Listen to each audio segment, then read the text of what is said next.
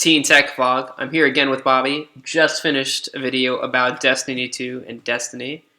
But we're going to talk right now about movies. Superhero movies, to be exact. Yes. So let's kick off the conversation by stating that right now Wonder Woman on Rotten Tomatoes has 97%, I believe. 97%. One of us has faith in this movie.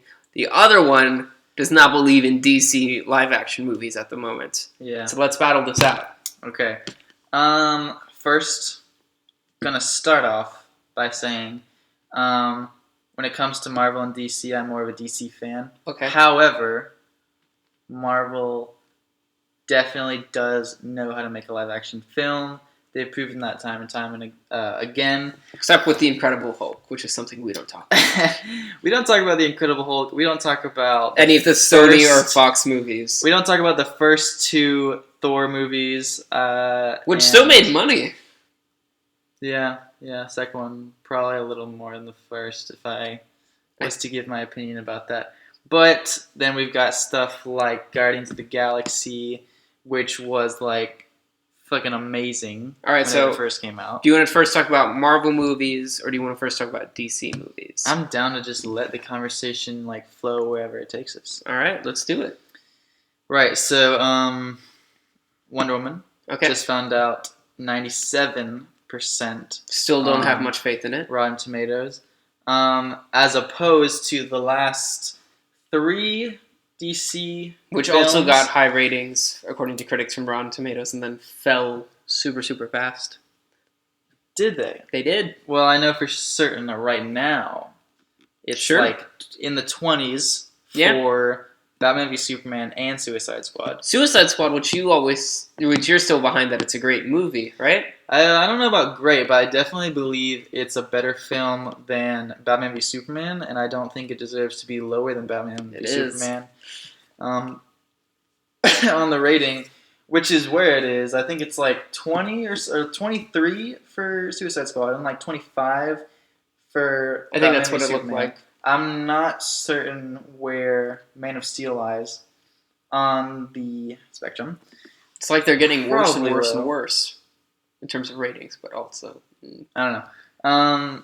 But a lot of people have already come out on YouTube with their reviews about it. A lot of people saying it's great. I saw something that said it might be like a turning point. But also, I mean, we've heard these words before, right? We've heard these phrases with, okay, Man of Steel came out, and they were like, it's a great Superman movie. And then it came out, and everybody was just like, why did Superman kill? Isn't Superman like supposed to be like the greatest guy of all time? Like a goody two-shoes? And then Batman v Superman came out, and the critics were like, oh man, it's such a great movie. Whatever bad taste Man of Steel left in your mouth, this is going to totally undo it. And then people started watching it, and then when critics finally didn't have the embargo on them, they were like, oh man, it's not a good movie. What's with that whole Martha scene, man? And then Suicide Squad came out, and they were like, yeah, well, it was going to be a serious movie, but after Batman v Superman, which was a good movie, we just decided to make it lighter, and it's going to be really the turning point of the DC universe. And then after the embargo was lifted and audiences went to go see it, it was more like, what was this movie? Like, why did you guys have Jared Leto talk so much about it? He's not even for a full 5 minutes. Well, he apparently filmed like a shit ton for that movie, and then they only put in. Well, yeah, but like what I'm saying is right, the way the narrative goes is that the director had his own version of the movie, Warner Brothers had their own version of the movie, and then they just cut and pasted them together and merged them. Well, I don't know about that, but I do know I would argue that Suicide Squad is better than the Batman v Superman and Man of Steel movie, and I'd also argue that it's a bit different in the formula in the sense that it is funnier, yes, but it also did a great deal of introducing a shit ton of characters. I don't know if it did that great of a job. Well, I mean, I understand some of the characters they introduced didn't really have any impact on the plot, like, for example, Katana. Yeah. Why was she there? Like, no one can answer that. She barely spoke in the entire movie. And True. I don't even... Rip Slipknot. I don't even remember her in the final fight scene. Like, I don't remember her at all. Like, her role was that unforgettable to me. I don't remember her. Okay, in the final fight scene, I actually can't really either. because the emphasis was all on like El Diablo and like Harley Quinn, Harley Deadshot, Quinn and even Deadshot. Croc, King Croc had Killer Croc, and Killer then, Croc, King Shark, Killer Croc. uh, That was what was on my mind. Yeah, I don't really remember her in that scene either. I just remember she had a badass katana and was like down to do whatever. I know in the comics, right, the sword is all about the souls and everything. They mentioned that once in the movie, like it was going to have some great big impact. So during the entire movie, I'm like, all right, I'm waiting for Katana to burst that out, start sealing people's souls, right? Never happened. I was just, and then the thing that made me the maddest is that, at the end of the movie, I don't even remember the villain's name. Enchantress is like showing them the world she can give them. So it shows Harley Quinn with the Joker. They have a child. This really weird world. That was cute. That scene was so cute. Oh my god! They showed like Deadshot, right, with his daughter, and he had killed the Batman too, which I thought was funny. Did they show one for El Diablo? Was it just like him with his kid and his wife? No, because while everyone else was daydreaming, he was the one who snapped him out of it. So and first of all, I feel I feel really weirded out though that Katana doesn't get one, right, with her husband. I can recall, and neither did Killer Croc. Well, yeah, because he was not even there. He was like swimming. Technically, she could have known that. She was super powerful. My other biggest gripe with that movie is how did the Joker survive? Oh, you mean the helicopter crash? Mm-hmm. I don't know about that either. That's sort of, I guess, a big beef. I guess that a lot of people probably have. I think, right, like a lot of people say, oh, well, they didn't have to show you this. He just jumped out at the right moment, right? But the way the helicopter was going is the helicopter was already going like this way, so he would have been falling back, but he pushed Harley out. So there's no way, like. Yeah. I don't know. I don't remember too much. All I remember was like specifically Deadshot, who like never misses, like missed to save Harley Quinn, or whatever. But my big beef, I think, was El Diablo suddenly got a shit ton of character development for him. Everyone went from not caring much about El Diablo to loving El Diablo, just for him to be killed off. And then, like, we get to see after all that character development just how badass he actually can be when he like gets into his final form and then beats the shit out of like that dude. And then and then I swear to God, right before the bomb goes off, he said something to that dude in his language. That's what I was going to talk about, right? So Enchantress and her brother are from like a long time ago, right? Yeah, they're like some kind of mystical ancient I don't know. Or something. I would like an explanation about how El Diablo can speak that language. I mean, I don't recall it being Spanish. It was not Spanish. I don't recall it being Spanish. I don't know. And it wasn't English. Definitely. And so those were like the only two. So like, I would have loved more character development about that, and that's why I say they didn't do a good job setting up the characters, right? Like, yeah. They didn't set up Slipknot, but that was fine because he dies. But that was rip, dude. No, like, all we see of Slipknot is he punches a chick. Okay, punches a chick. That's his intro. And then Boomerang is like, dude, let's get the fuck out of here. And then Slipknot gets caught and gets his head blown off. That was like, bro, come on. But... And what was... Okay, you know what else makes me upset? So Suicide Squad came out shortly after Deadpool, right? Yeah. Deadpool did not take itself seriously. No. And DC executives have come forth and said, Suicide Squad was originally going to be a very, very serious movie. Well, there were parts of that were kind of dark. And then they were like, but then we decided to make it funnier after, right? My whole thing is, I think I can tell that one of the things they made funnier was Captain Boomerang. Yeah. Especially with him always having that stuffed purple unicorn. Which made me think so much of Deadpool. Because the animation was the exact same. And it made me so angry. It looked like they were blatantly like, just, you know what? We're just going to copy them after all. Right? Like, DC this entire time has been like, we don't need to follow the Marvel formula. We don't need to follow this formula. We're going to make our own formula. We had this conversation, but they can't find it yet. And it makes me so upset.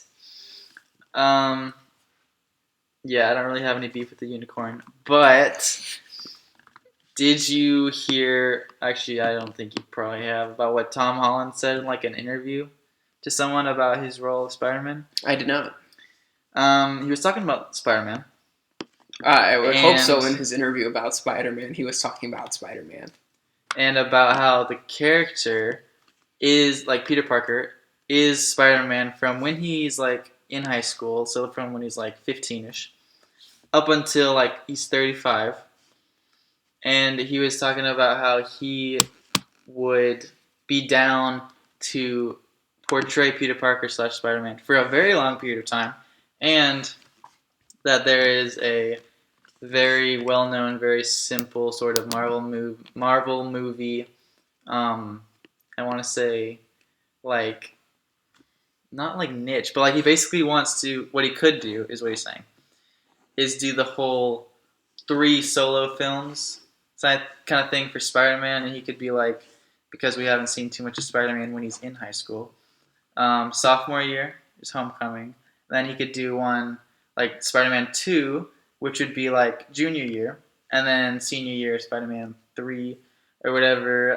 See, I don't know how I feel about that. Sorry to cut you off. That's fine. I don't know how I feel about that because, right, while they're making the movies, he's going to keep aging. He's not going to look like a high schooler forever. It's going to take a lot more than 1 year to come out with another. Yeah, like first they got to write it, shoot it, edit it, market it. Yes. Right, that can't happen within like the next 8 months.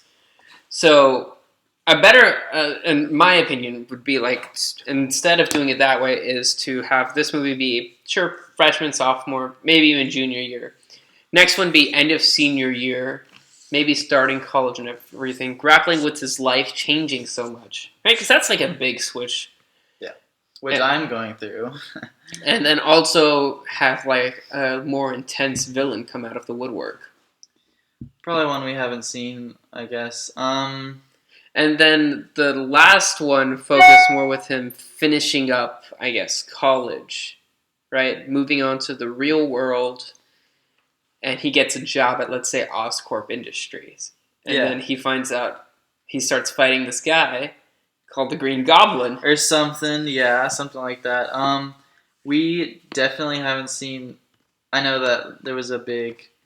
Marvel Cinematic Universe was like, we want to see more of Spider-Man in high school, so they were like, we're going to go with Tom Holland, going to make him like a sophomore, blah, blah, blah.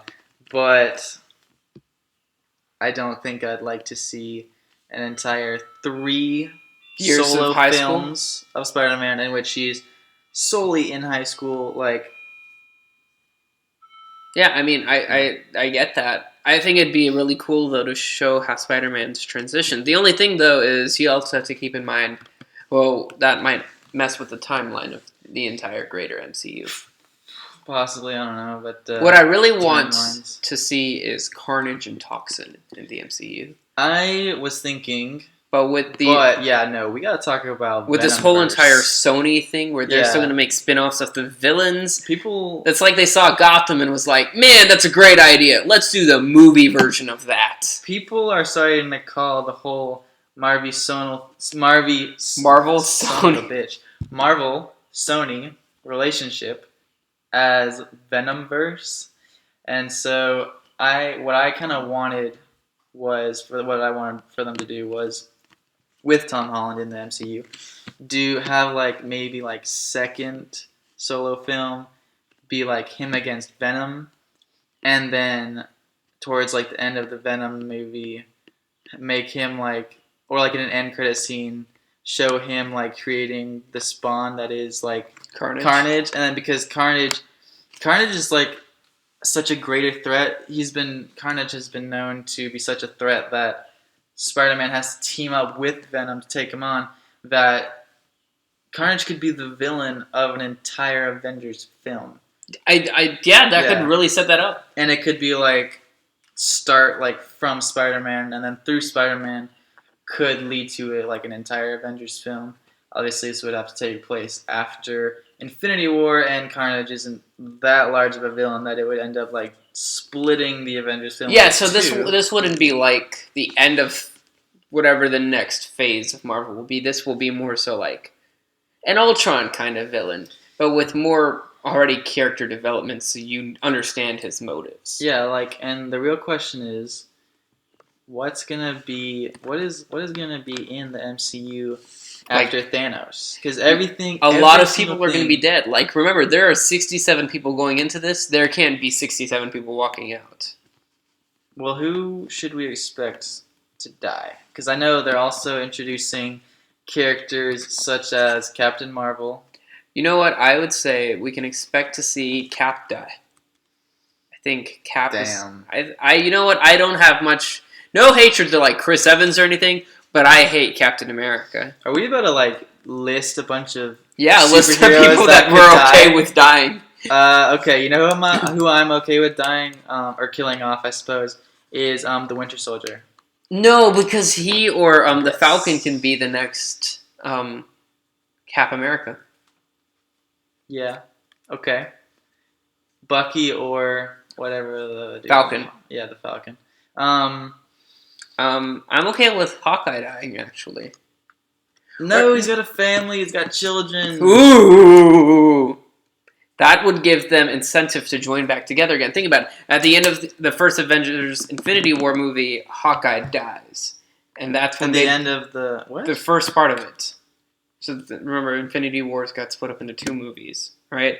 The first one's going to be called Infinity Wars. We don't know what the second one will be called. Probably just like part 2 or something. I really hope they call it Avengers Assemble.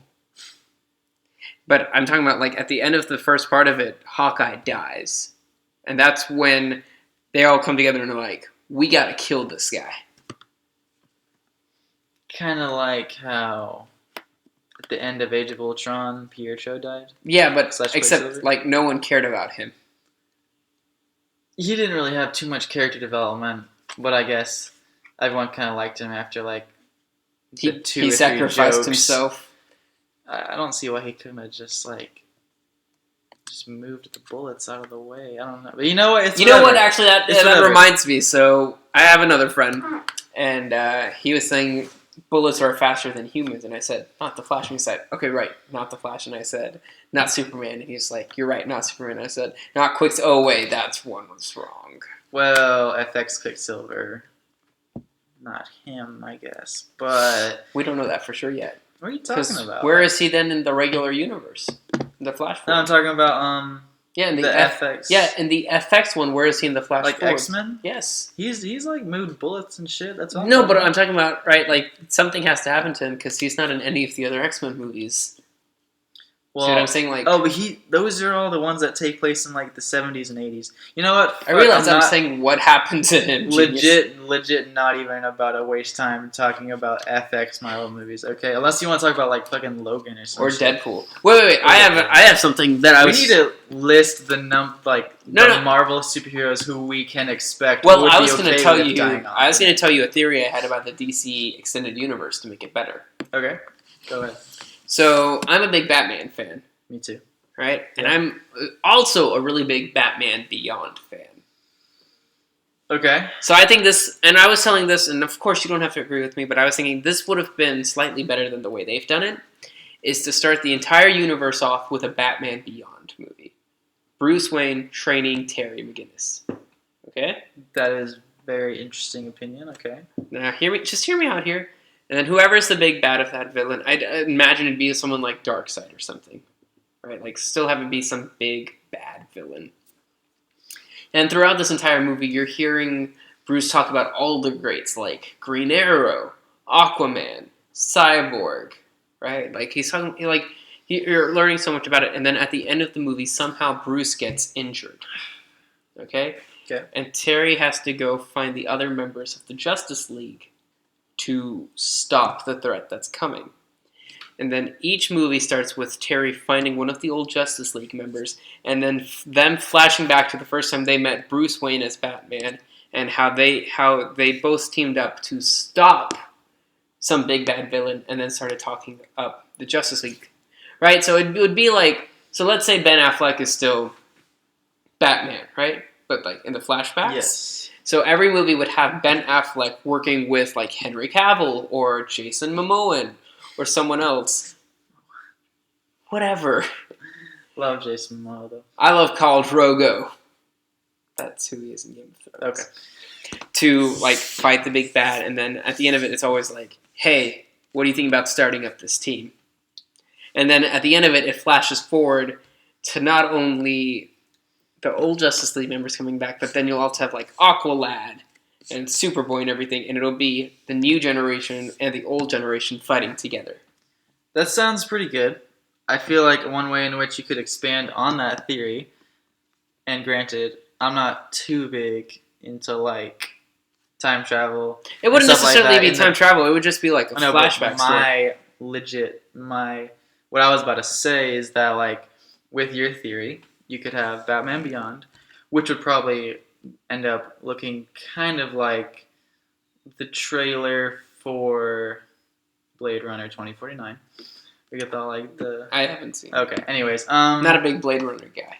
And then, as you said, something bad would happen to like Batman, and then Terry would have to like find the old members of the Justice League. But what if what he had to do was a step farther than that, and he had to find like Kid Flash, who now would be like old, significantly older, and then have to like go back in time and prevent whatever was gonna cause Batman to get. Ooh, actually, and then I don't know, but then wait. Actually, to build off of that for a second, I have something. Trust me. Okay. Let's say at the end of my plan, they fail. So either Wally West or Barry Allen goes back in time to stop this entire thing from ever happening and creates a Flashpoint paradox. Yeah, that's where possible. It doesn't necessarily take all the inspiration from the comics, but it takes enough, but to also create its own unique version.